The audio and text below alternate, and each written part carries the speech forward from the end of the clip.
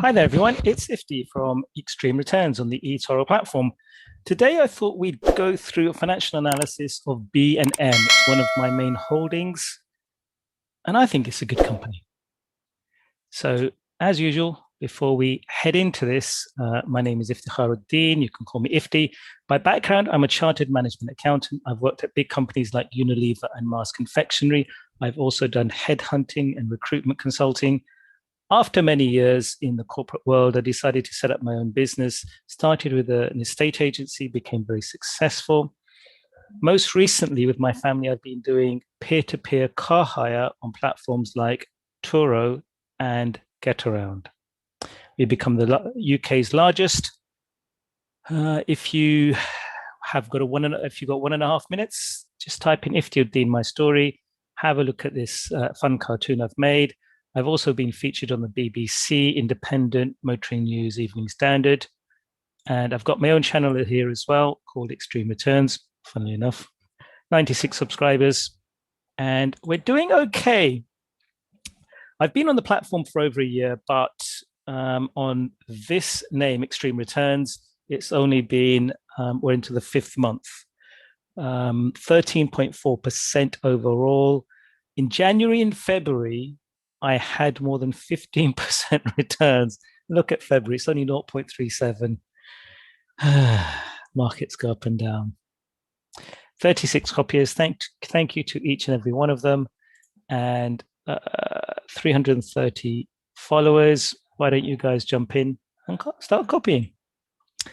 Let's go over to the B&M website. You can see this is all about B&M, and we'll actually go through probably this way. So this is Stockopedia. B&M are a large retailer. They have value and variety, and big brands at big savings is one of their mottos. They're based in UK and France. 5.3 billion market cap, so they're big. Sales of 4 billion a year. Main points is value retailing. It's got a strong market position with substantial scope for further expansion. Founder-led entrepreneurial culture. We'll come on to that a little bit later. Strong revenue growth, cash generative, low-cost model. Stockopedia give them great rankings, 96 in terms of quality and a 90 overall. On the minus side, they are a large cap at risk of derating if growth slows. The COVID trading boost might reverse in 2021. Who knows what's going to happen? The group has attempted international expansion before and just offloaded its German business. So they're listed on the London Stock Exchange, the main market, and they operate in the consumer cyclical sector. Now, I think it's good that I've got exposure to this sector. If you look at a lot of people on the eToro platform, they're chasing the small pool of stocks, and I think it's good to have some variety. So this is a large super stock balance risk. Let's have a look. Let's go a bit forward. So B&M, value retailer with stores in France and the UK. First store was opened in Blackpool in 1978. But the B&M we all know really began in 2004 when it was acquired by Simon and Bobby Aurora. At that point, there were 21 shops, but by the end of 2012, the Auroras had opened 300. Most recent financial results in November indicate they've got 657 stores in the UK. They also own a company called Heron Foods, who've got 275 stores, mostly in the north of England, and Babu in France, who have got over 100. So they are an efficient, low-cost, cash-generative business that sell big brands at low prices.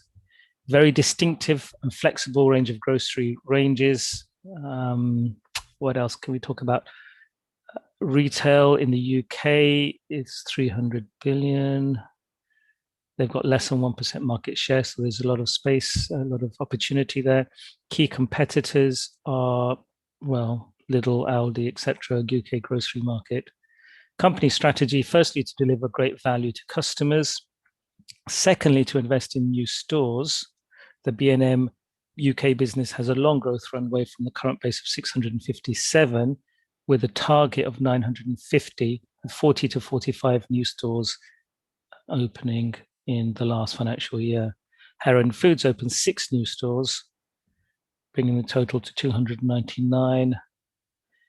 Thirdly, they want to develop international business. In France, the focus is on converting Babou stores to the B&M fascia. 103 in France, 37 trading under B&M brand, and remaining 66 still under Babou fascia.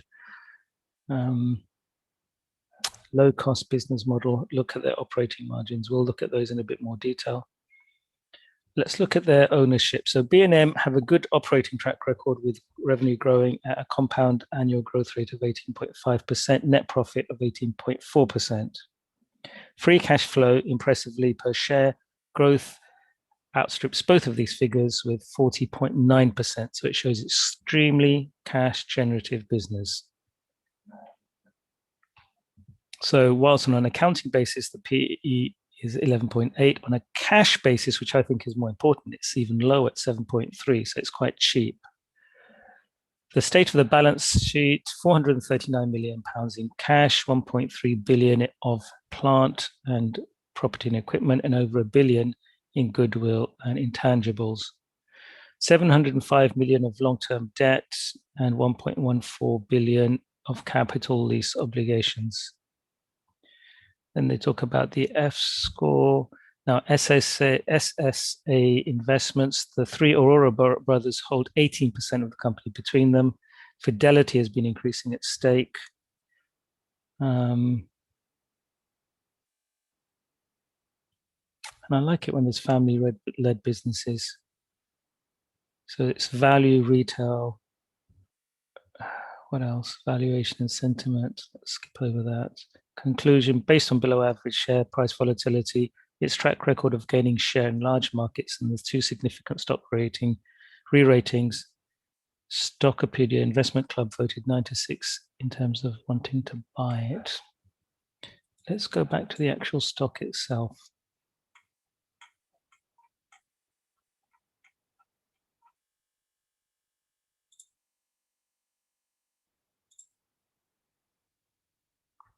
So you can see over the last year, the share price has increased from 270 all the way to 534. So it's doubled. In fact, it was even higher at 590. Let's see where I've got them, B&M. So it's small loss, but that's because I bought and sold it to rebalance the portfolio. I think we've made money overall. Let's have a look at their revenues, 1.6 billion, and in 2015 to 3.8 billion. So more than doubled in the space of 6 years, and they're even more. It's even more impressive, 4.7 billion estimated this year, 18% compound annual growth rate, and net profit is even higher, 18.4%. Very profitable business. Operating margin for a retailer, this is really good, 13%, 9%, 10%. Return on capital employed, 11, 12, 13, 14. So it's been getting better, dipped slightly and gone up to nearly 19% on the 12-month trailing basis. And free cash flow, look at that.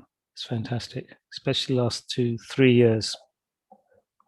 Something special's happened there. That's worth looking at in a bit more detail. Dividends. So they've been paying reasonable dividends, growing at 19%. And they're easily affording it as well. It's a good business. It's really impressed by it.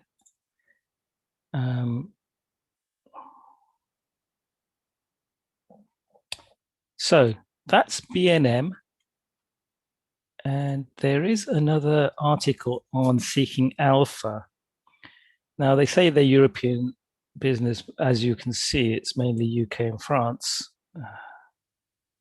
And here they talk about the company. In fact, you know what? Let's just push forward. Oh, there's no conclusion here. I would have liked that. Here they say it's going to continue upwards, although this is a slightly older article. I think this was last year in October, and it did go up. So that's a quick background of B&M Value Retail. Do you consider copying me?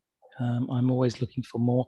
I am practically at champion level, should be promoted very soon, and onwards and upwards.